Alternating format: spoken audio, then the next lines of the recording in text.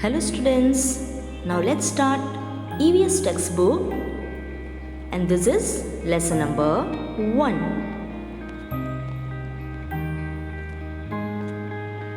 So here, it's lesson number 1. Everyone open your textbook on page number 1st. Okay, the name of the lesson is Super Senses.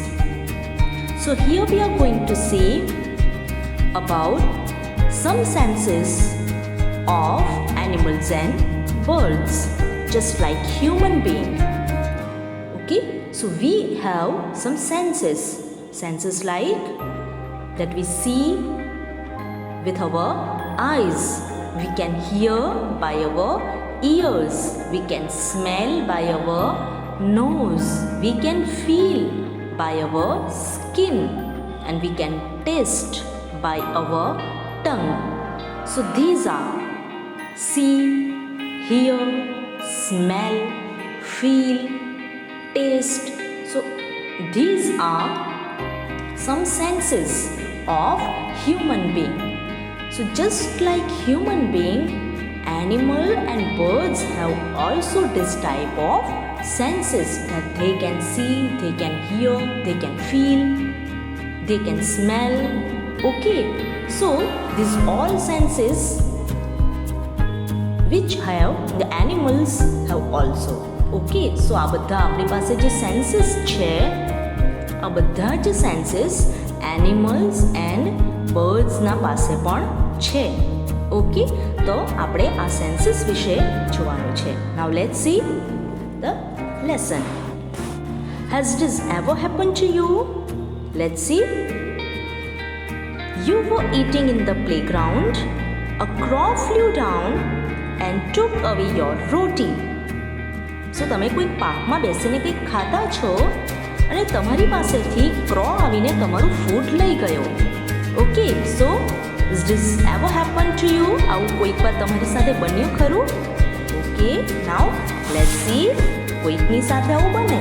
Okay, that animals and birds have taken away their food. Just like when we go outside at hill station, many times monkeys came and they snatch our food. They taken our food from our hand. So આવું બન્યું ને આપણા હાથમાંથી monkeys ખાવાનું લઈ જાય. Okay, so many times it happens. Now let's see second. As you walk softly past a sleeping dog, its ears shot up at once.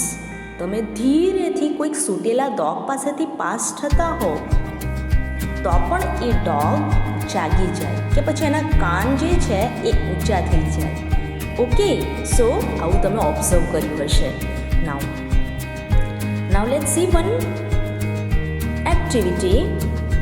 You drop something sweet on the ground and within minutes many ants collected around it.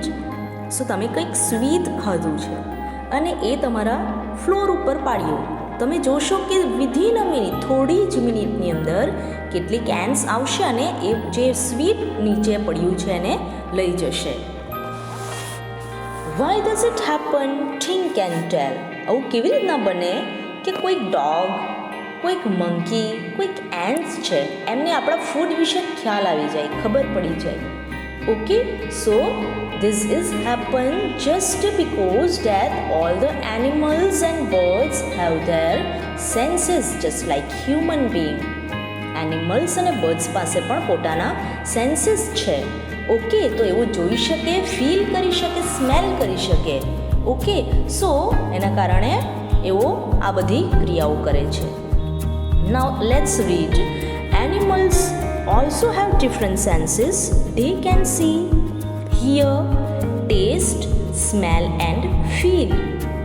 Okay, animals પાસે બધા જ પ્રકારના senses છે કે એઓ જોઈ શકે છે, સાંભળી શકે છે, ટેસ્ટ કરી શકે છે, સ્મેલ કરી શકે છે, ઇવન ફીલ પણ કરી શકે છે.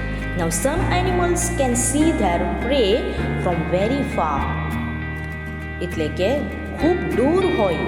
પ્રે મીન્સ ફૂડ. કેટલાક એનિમલ પોતાનું જે ફૂડ છે એને દૂરથી જોઈ શકે છે.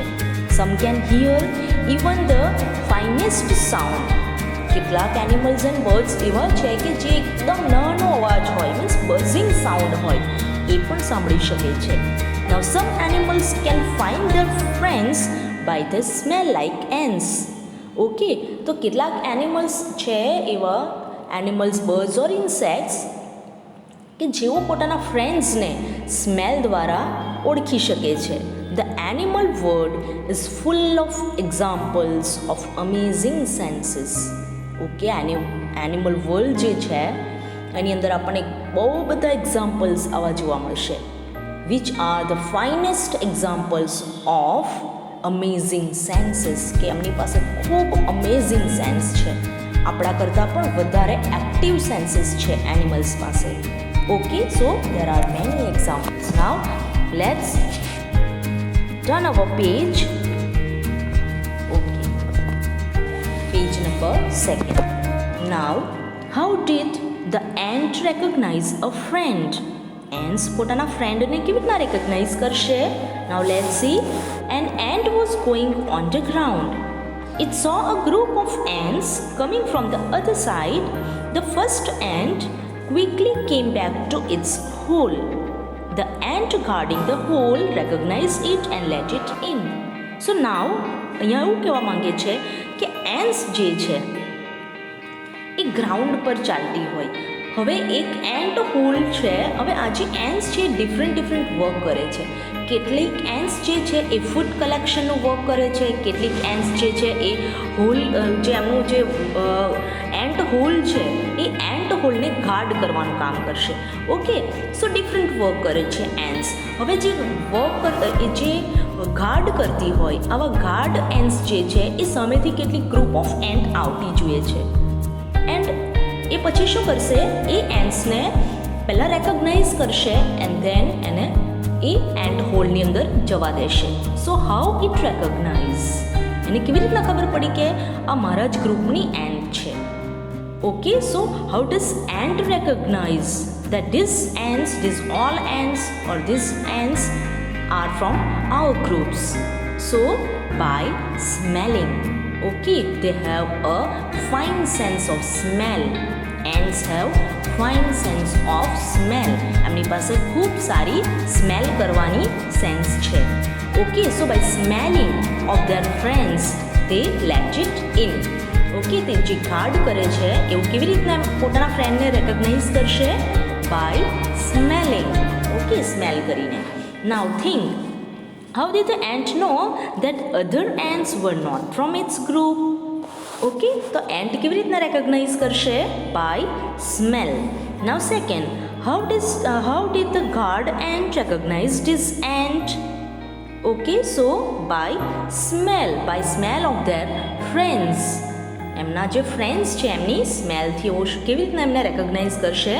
By smell of their friends. They can recognize that these ants are whether from our groups or from not our groups. Okay, now try this and write. So here you have to do one activity. So drop some sugar, jaggery or anything sweet on the ground. Wait until the ant come here. Okay, આ તમારે activity કરવાની છે. સો તમારે કંઈક sweet thing તમારી ઘરે જે કંઈ પણ હોય, જેજરી ઓર સુગર, ઓકે, એને ફ્લોર ઉપર નાખો એન્ડ વેઇટ, થોડું વાર વેઇટ કરો, જુઓ કે એન્ટ કેટલા સમયમાં ત્યાં આવશે. Now let's see these answers. First one, how long did it take for the ant to come? આંટને આવતા કેટલો વાર લાગશે? સો it took 15 to 20 minutes for ants to come. 15 થી 20 મિનિટમાં ants આવી જશે. Now, did one ant come first or a group of ant came together? શું પહેલાં એક એન્ટ આવશે અને પછી ગ્રુપ ઓફ એન્ટ આવશે?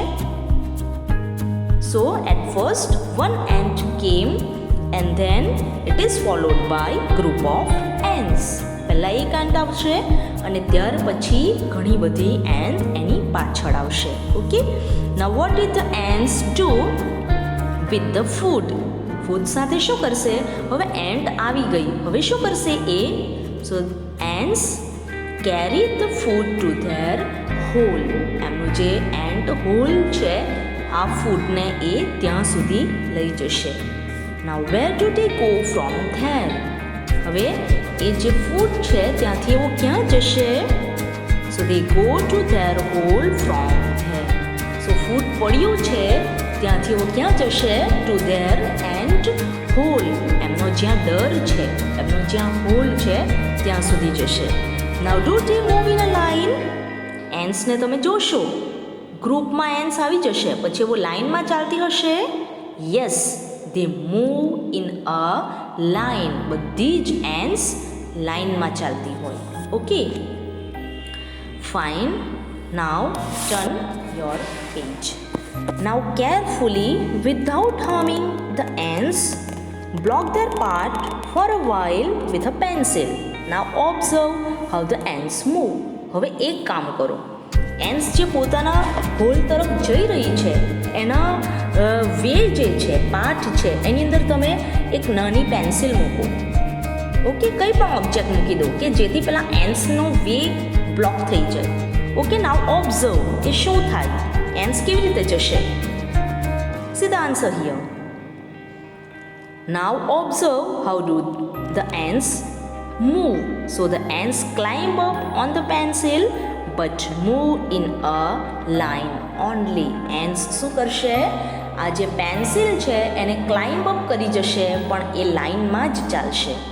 Okay, now many years ago scientists did many experiments like this. તમે જે અત્યારે એક્સપેરિમેન્ટ કર્યું આપણે, ઓકે, સ્વીટને નીચે ફ્લોર પર નાખ્યું, એન્ટ્સ આવી, એન્ટ્સ એને હોલ સુધી લઈ જાય, તેની વચ્ચે તમે શું કર્યું? એક પેન્સિલ મૂકી દીધી.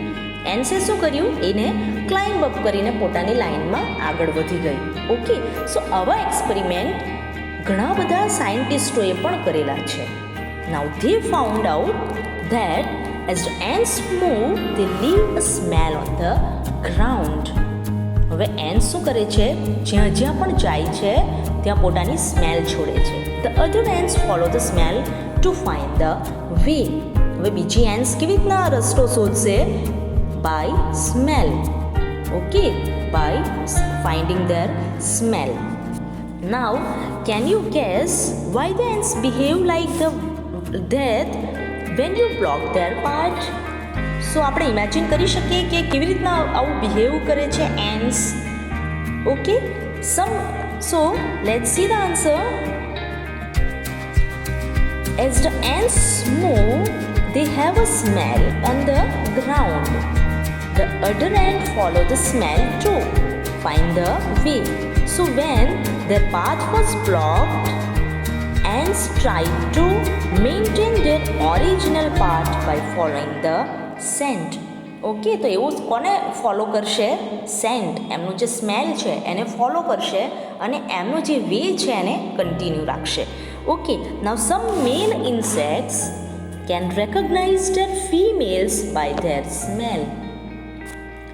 જે કેટલાક એવા પણ ઇન્સેક્ટ્સ છે કે જેઓ પોતાના ફિમેલ ઇન્સેક્ટ્સને સ્મેલથી રેકગ્નાઇઝ કરી શકે, સ્મેલથી ઓળખી શકે. Okay, so some insects are like that also. Now, have you ever been troubled by mosquitoes? Just to think, how do they know where you are? So, in this season, we all are often troubled by mosquitoes. આપણે ઘણીવાર આ જે season છે એની અંદર બહુ મોટે ભાગે આપણે બધા મોસ્કિટોઝથી પ્રોબ્લેમ આપણને થાય છે. સો think that how they know that where you are. એમને કેવી રીતના ખબર પડી કે તમે ક્યાં છો? જ્યાં તમે છો ત્યાં જ તમારી પાસે આવશે મોસ્કિટોઝ. ઓકે, સો એમને કેવી રીતના ખબર પડી? Let's see. Mosquitoes can find you by the smell of your body. મોસ્કિટોઝને કેવી રીતે ખબર પડી? that where you are, they can smell. So mosquitoes પાસે પણ પોતાનું સેન્સ છે. Okay, they can smell your body. એવો સ્મેલ કરી શકે તમારા બોડીને. they also find you by the smell of the sole of your feet. Okay, તો એમને તમારા ફીટની જ એટલે કે તમારા પગના તળિયાની સ્મેલ, ઓકે, એ પણ એ ફીલ કરી શકે, સ્મેલ કરી શકે. And the heat of your body. So mosquitoes can recognize you by the smell of your body, by the smell of the sole of your feet, and by the heat of your body. So mosquitoes have fine sense of smell. Mosquitoes પાસે કયું sense છે? સ્મેલનું sense છે. Okay, દેન ants પાસે કયું sense છે? એમની પાસે પણ સ્મેલનું સેન્સ છે. Okay, so like this all insects, all animals and birds have different senses. બધા પાસે પોતાના different sense છે. Okay, now let's see here. I am a silkworm. I find my female worm from many kilometers away by her smell. So this is a silkworm. આ એક silkworm છે.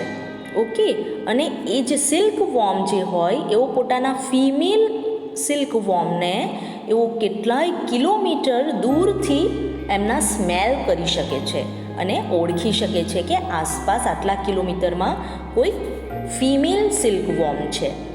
Okay, so this is the sense of this silkworm કે કેટલા kilometre દૂર સુધી પણ એને smell આવી શકે છે, પોતાના કોની સ્મેલ આવી શકે છે?